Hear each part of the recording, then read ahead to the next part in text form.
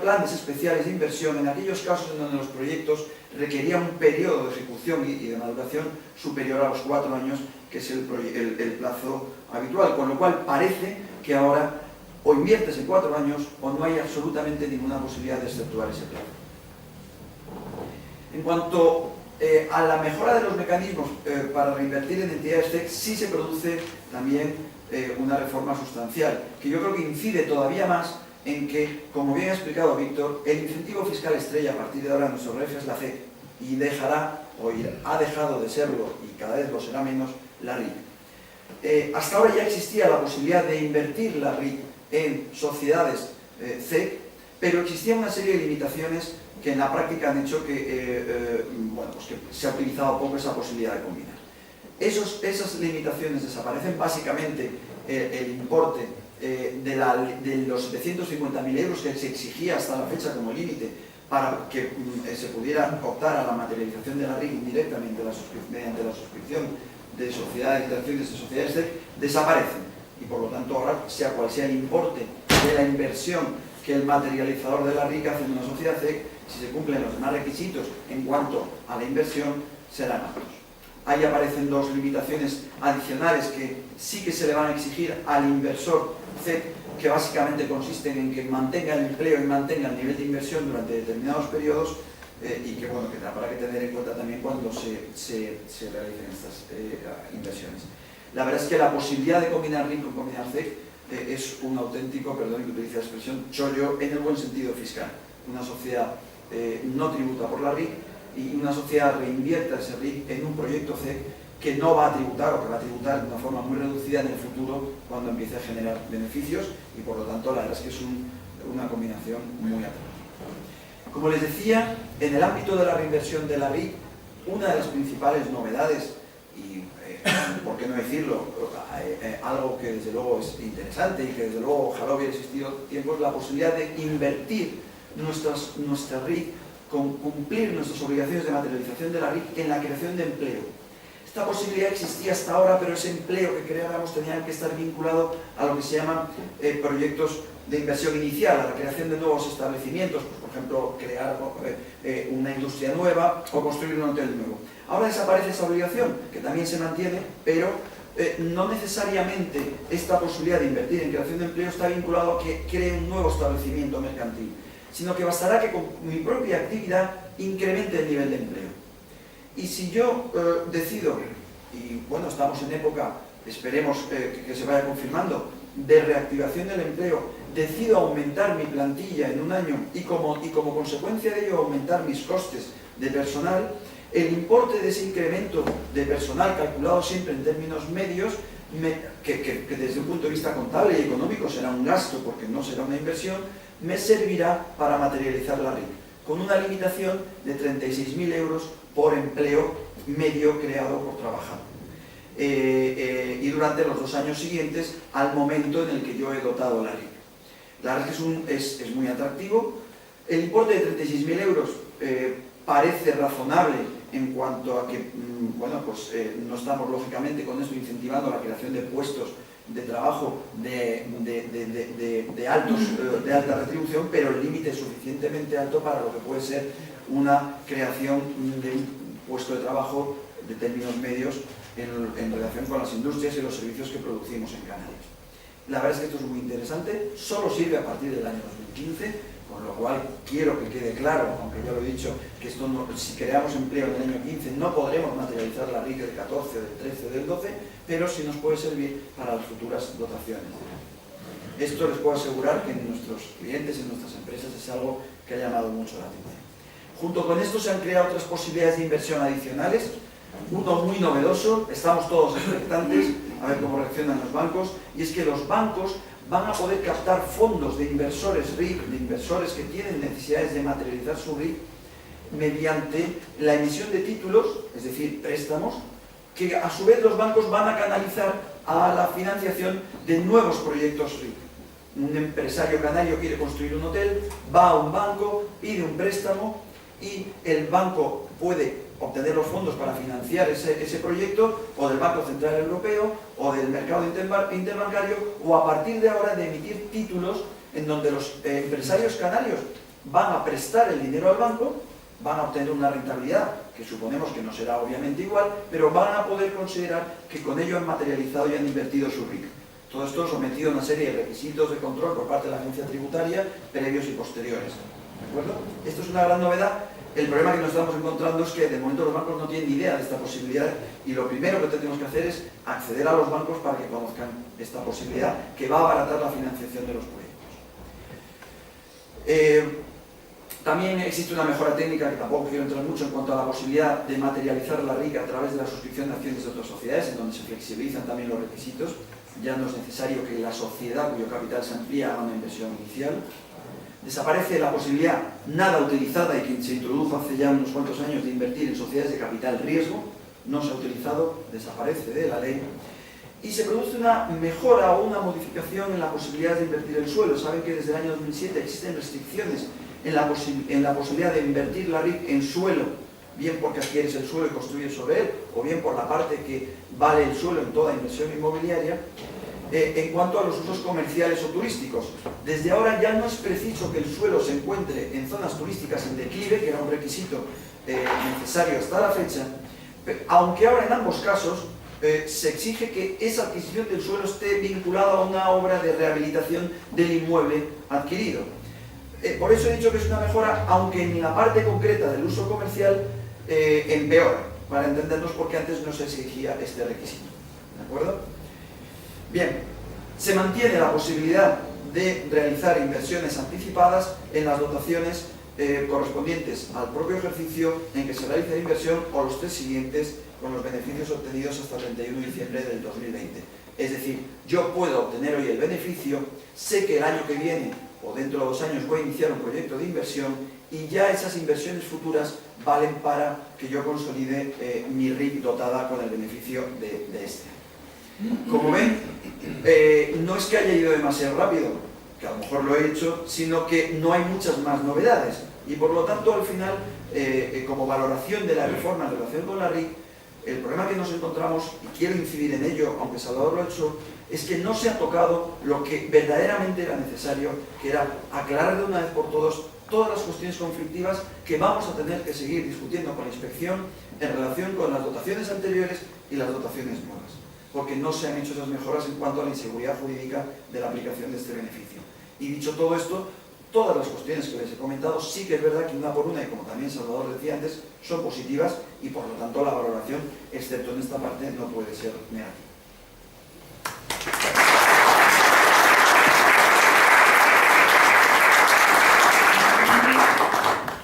Creo que ahora es el turno de Guillermo, ¿verdad? El tema que les va a contar Guillermo es el más, para mí, interesante de todos los que van a hablar hoy, porque el ARS es un tema absolutamente novedoso, sin demérito de cualquiera de los demás. Buenos días a todos, a todas. En primer lugar, el agradecimiento al señor director de la Real Sociedad, entre otras cosas me encuentro en mi casa, y también a Salvador Miranda, que es el director de la cátedra, entre otras razones, no solamente por haber contado con los colegas que aquí están presentes, sino porque para mí es también una satisfacción compartir mi actividad ahora en 2 cátedras, en la de La Laguna y en la de Las Palmas de Gran Canaria, en lo relativo al régimen económico y fiscal. Dicho eso, la verdad es que Antonio Viñuela me ha puesto ya en una situación, en el disparadero de que es la parte más interesante. Yo no sé si es la parte más interesante en lo que va a consistir mi intervención, pero sí que considero que puede empezar mi intervención con una provocación, ¿no? Y decir que en materia de red, con Franco lo teníamos mucho más claro. ¿Por qué digo eso? Pues lo digo seriamente, entre otras cosas me estoy leyendo, por cierto, una biografía de Franco, ¿sí?, de Stanley Pye y de otro autor, que la verdad es que yo se las recomiendo, ¿sí?, porque vale la pena leerla y aprender de historia de España, en particular de ese dictador que fue Franco, ¿no? Pero lo que iba, desde el punto de vista tributario, en la época franquista, y no me voy a situar en los preliminares del franquismo, sino en una edad de madurez del franquismo, que fue en la década de los 60, ¿sí?, la primera ley general tributaria es del año 1963, y desde 1963 hasta la actualidad han ocurrido muchísimas cosas desde el punto de vista sendístico, ¿no?, y de la organización de la Hacienda Pública Española. Pero antes sí que lo teníamos claro. Teníamos una hacienda central y una hacienda local. Hoy ya lo tenemos un poquito más complicado porque tenemos la hacienda central, la local y la autonómica. Y ustedes dirán, ¿y qué tiene que ver eso con el tema del REF? Pues de alguna forma sí tiene que ver, y tiene que ver mucho en mi opinión. Porque lo ha señalado Salvador Millán de una forma clara, como acostumbra además. Nosotros tenemos unos antecedentes históricos para el REF que evidentemente están ahí, que son innegables, pero luego, en esa evolución histórica, yo creo que se ha producido un cambio cualitativo fundamental que es muy reciente y que de alguna forma, por lo menos en mi opinión, ha distorsionado lo que ha sido nuestra imagen histórica de las especialidades económicas y fiscales en Canarias. ¿A qué me estoy refiriendo? Me estoy refiriendo fundamentalmente a la Ley 1994. La Ley 1994, que es la que establece todos estos incentivos por primera vez que estamos analizando aquí, es una ley que rompe, en términos positivos para los beneficiarios de los incentivos, todo hay que decirlo, rompe esa secuencia histórica en la medida en lo que yo recuerde, el único beneficio fiscal que había en la imposición directa en Canarias era del Fondo de Previsión para Inversiones. Y es un antecedente de lo que hoy es la RIC, pero poco más. Nuestra característica fiscal fundamental, histórica y en esa época, era fundamentalmente la imposición indirecta. Los beneficios, por decirlo de alguna forma, estaban distribuidos y ampliados a toda la población residente en Canarias. En el año 94 lo que se va a lograr es establecer por vez primera una serie de incentivos fiscales muy potentes, muy poderosos y fundamentales para incentivar la actividad económica en Canarias. Pero no eran unos incentivos, como les decía, que vinieran o que estuvieran justificados históricamente, por lo menos en mi opinión. Si hoy se pretende decir que ese tipo de incentivos están ya consolidados, por lo menos van a estar hasta el año 2020, acaban de ser ratificados y aprobados con las modificaciones que aquí estamos analizando en diciembre del año pasado, en diciembre del año 14. Pero a mi juicio se puede mantener la tesis de que van a formar parte ya indefinidamente del REF. Yo creo que eso es una temeridad, entre otras cosas porque son incentivos fiscales que están en función de que se logre a través de los mismos subobjetivos. Yo creo que a través de la aplicación de esos incentivos, al menos hasta ahora, y tal y como analizamos la realidad, yo creo que hay bastantes elementos de duda en cuanto a que la aplicación efectiva de esos incentivos fiscales se haya traducido en una mejora de la situación económica de todos los canarios, incluidos los empresarios. O sea que, desde ese punto de vista, yo creo que hay que ser un poquito más crítico, o por lo menos yo soy crítico en ese sentido, y creo que los incentivos, en general, si por algo se deben de caracterizar, es por su carácter coyuntural. No se puede hablar de incentivos fiscales de la imposición directa para toda la vida. No son una característica definitoria de nuestro REF, como les acabo de señalar, y creo que deben de ser un instrumento de política económica variable, que pueden cambiar y que deben de cambiar en función de un análisis serio y riguroso desde el punto de vista económico, social, desde el punto de vista laboral, de cuáles han sido los resultados en la aplicación de ese tipo de incentivos. Hasta ahora yo no he visto esos resultados. He visto trabajos doctrinales, evidentemente, de personas preocupadas que estudian la aplicación de esos incentivos, pero me falta información por parte de la Hacienda Estatal a la hora de ver cómo ha sido el sacrificio fiscal para el Estado. Estamos hablando del sacrificio fiscal para el Estado porque, por otro lado, le estamos exigiendo mayor volumen de financiación para Canarias, mayores inversiones procedentes del Estado. Pero de ello yo quiero conocer ese sacrificio en los términos cuantitativos y cualitativos del mismo, porque creo que son un elemento esencial desde el punto de vista que yo estoy apuntándoles aquí. Con ello voy al tema de ese incentivo específico que es la deducción por inversiones en Canarias, que evidentemente ya ha entrado a formar parte también de los incentivos fiscales, ha entrado a formar parte de lo que es el REF, pero es este un incentivo respecto al cual yo todavía soy más crítico que lo anterior. ¿Por qué? Miren, la deducción por inversiones en Canarias es un beneficio ya bastante antiguo en el ordenamiento jurídico tributario español. es un beneficio que procede de la primera ley del impuesto de sociedades, la ley 61 de 1978, que regulaba el impuesto de sociedades. Y por avatares de la política fiscal del Estado, en la reforma de la ley del impuesto de sociedades del año 95, ese beneficio va a desaparecer para el resto de España. Pero sin embargo, desde el año 1991, con la ley 20/91 que crea el IGIC en Canarias, ya se vino a establecer en su artículo 94 que esa aplicación de la deducción por inversiones en Canarias iba a tener unas características especiales o diferenciales del resto de España, de cómo se aplicaba la deducción por inversiones en el resto de España. Características, como no se les escapará, que suponían un plus de beneficio para las empresas radicadas en Canarias que se acogieran a la deducción por inversiones en Canarias. Y en el año 94, evidentemente con la ley 1994, donde se crean todos estos incentivos, lo que se hace en definitiva es ratificar la vigencia de ese incentivo para Canarias, entre otras razones, porque ya se sabía que se iba a reformar la ley del impuesto de sociedades en el año 95 y esa deducción iba a desaparecer para el resto de España. De ahí que se insista con una técnica legislativa nefasta, ¿sí? Porque es una técnica de pura remisión normativa, incluso a normas que ya estaban derogadas, como era la ley del impuesto de sociedades del año 1978, y dentro de esa técnica, en definitiva, se garantiza que la deducción por inversiones sigue aplicándose en Canarias. ¿Qué ocurre? La ley 1994 es del año, como su propio nombre indica, 94. Y las autoridades españolas, a pesar de contener un elenco de incentivos fiscales tan importante como lo contenía desde sus inicios, pretendió aplicarla sin haber contado con la opinión de la Comisión Europea, porque eso fue realmente así. La ley se aprueba en julio del 94 y se pretende aplicar sin comunicar a la Comisión Europea si ese tipo de incentivos fiscales era o no acorde con el derecho comunitario. Ya España era miembro de la Unión Europea desde el 1 de enero de 1986. Pues parece ser que a nadie se le ocurrió ir y comunicar a la Comisión Europea que se estaba aprobando una ley de incentivos fiscales tan importante que podía tener algún tipo de incidencia desde el punto de vista del derecho comunitario.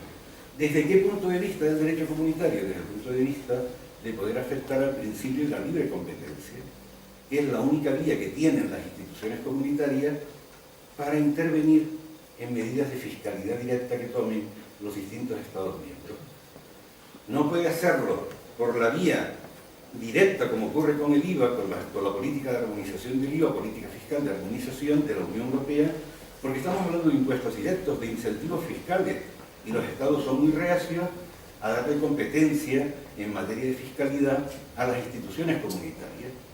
Pero claro, la Comisión Europea ha buscado una vía indirecta, que es la de controlar los incentivos fiscales como ayudas de Estado que pueden interferir en el principio de la libre competencia. Entonces, a partir de ese momento, lo que ha ocurrido es que todos los incentivos fiscales precisan ser autorizados por la Comisión Europea para poder ser aplicados, en este caso, en España y en particular en las Islas Canarias. La ley se aprobó en el 94. Se comunicó a la Comisión Europea en el año 96. En el año 96. Y en el año, a finales del año 1997, efectivamente la Comisión Europea dictaminó que eso con ciertas cautelas y en fin, pero por lo que nos interesa, la Comisión Europea dijo en 1997, dictó una decisión, una norma jurídica europea, y determinó que esos incentivos fiscales se adecúan al derecho comunitario. Son acordes al derecho comunitario. Autorizo expresamente a que España pueda aplicar en el ámbito de las Islas Canarias ese tipo de incentivos fiscales. Bueno, conseguido ese paso, que es un paso evidentemente decisivo, cuando uno va y analiza la decisión dictada por la Comisión Europea, en el caso particular que ahora nos afecta a nosotros, y ve que en esa decisión de forma textual, ¿sí? Yo no soy partidario de la interpretación jurídica literal, porque eso es falso, ¿sí? No hay un criterio de interpretación jurídica, hay un elemento más que es el elemento literal, pero después hay otros muchos criterios que confluyen a la hora de llegar a una conclusión después de la lectura de una norma jurídica. Pero de lo que no cabe duda ninguna es que esa decisión de la Comisión Europea lo que viene a poner de manifiesto textualmente es lo siguiente. Dice: se accede a la autorización de todos los incentivos fiscales previstos en la Ley 1994, la reserva, la bonificación por la producción de bienes corporales, etcétera, etcétera. Y en cuanto a la deducción por inversiones, se acepta a lo que se compromete España, que es a tratarla jurídicamente como una ayuda de minimis. Es decir, lo que dice la decisión europea, esa norma comunitaria, es que la DIC deja de ser un incentivo fiscal como se venía aplicando hasta ese momento, legítimamente además, para pasar a tener una calificación jurídica radicalmente nueva, que es la de considerarlo una ayuda de minimis. ¿Qué son las ayudas de minimis? Sencillamente, o de forma muy elemental, una ayuda de minimis es una ayuda de Estado, que hace el Estado o cualquier ente público, evidentemente, pero para entenderlo, una ayuda de Estado que no precisa ser notificada previamente a la Comisión Europea a efectos de que pueda ser implementada dentro del ordenamiento jurídico nacional. Eso es una ayuda de minimis. Y se traducen las ayudas de minimis en dos elementos fundamentales desde el punto de vista del derecho comunitario. En primer lugar, que están reguladas por el derecho comunitario, a través de los correspondientes reglamentos del derecho comunitario. En segundo lugar, que tienen una cuantía máxima de ayuda. En la actualidad, 200.000 euros como regla general y un tiempo determinado a través de 3 años o de 3 ejercicios fiscales consecutivos. Esas son las ayudas de mínimo. Si eso es una ayuda de mínimo, la deducción por inversiones en Canarias, tal y como ha venido siendo aplicada hasta la actualidad y tal y como está concebida en el Real Decreto Ley, que la vuelve a ratificar, ya lo veremos en mi opinión por qué lo hace así, es una ayuda claramente ilegal. Es una ayuda contraria al ordenamiento comunitario. Y si eso es así, y yo sé que es una opinión fuerte, ¿sí? Porque eso tiene muchas consecuencias, o puede tener diversas consecuencias, es por lo que llegamos en un momento determinado. En este caso estoy viendo a mi hijo Guillermo, que es el titular del despacho, donde se planteó efectivamente decir, en un caso en el que estaba planteado que era una empresa canaria SEC, que se aplica la DIC, la deducción por inversiones, y la administración tributaria entiende que son dos incentivos fiscales totalmente incompatibles. El despacho, en definitiva, lo que va a defender es que no son incompatibles porque la DIC es una ayuda de minimis que el derecho comunitario permite perfectamente que coexista con otros incentivos fiscales de la Ley 1994. El tema no está resuelto, pero lo que sí me consta es que el Ministerio de Hacienda, la Agencia Estatal de Administración Tributaria, era perfectamente consciente del argumento que en su momento le dimos a conocer, en el sentido de decirle: mire usted va a regular ahora otra vez la deducción por inversiones. Sepa usted que en nuestra opinión, evidentemente no sirvió para nada, pero por lo menos decírsela. Sepa usted que a nuestro juicio la deducción por inversiones en Canarias es una ayuda de minimis, de acuerdo con la propia decisión comunitaria que aprueba y pone en vigor las medidas de la Ley 1994 desde sus orígenes. Ténganlo en cuenta, porque efectivamente lo contrario supondría cometer una ilegalidad desde el punto de vista del derecho comunitario. Y al final, eso fue lo que dio lugar a que una asociación de la que yo soy presidente, que es la Asociación Canaria para la Defensa de los Derechos del Contribuyente, optara, al no tenerse en cuenta nuestros argumentos desde ese punto de vista, que no iban a hacerlo evidentemente, por presentar formalmente una denuncia ante la Comisión Europea, poniendo de manifiesto la ilegalidad, a nuestro juicio, de la deducción por inversiones como un incentivo más del REF, sin considerarlo una ayuda de mínimo. Ustedes dirán: ¿y qué ha ocurrido? Pues miren, lo que ha ocurrido, que ahora se lo voy a dar a conocer aquí, es la última carta que me han enviado los responsables de la comisión. La carta es de diciembre del año 2014, y en esa carta, en definitiva, lo que me vienen a decir es que la asociación que presentó la denuncia no está legitimada para presentar una denuncia desde el punto de vista del derecho comunitario, porque en definitiva no es una empresa competidora y por tanto son ellos los únicos legitimados para poder poner en cuestión un incentivo fiscal de estas características. Pero dice otra cosa la Comisión, dice, no obstante lo que les acabo de explicar, los servicios de la Comisión han estudiado la información facilitada por el denunciante, nosotros. España, esto es lo más importante, ha confirmado que las autoridades fiscales españolas no comprueban si se cumplen las condiciones de las ayudas de minimis. No lo comprueban, lo dice expresamente España. El Estado español, en contestación a las gestiones que ha realizado la Comisión Europea, les dice que las autoridades españolas fiscales no comprueban si se cumplen los requisitos de minimis. Así pues, dice la Comisión, los servicios de la Comisión seguirán investigando este asunto de oficio.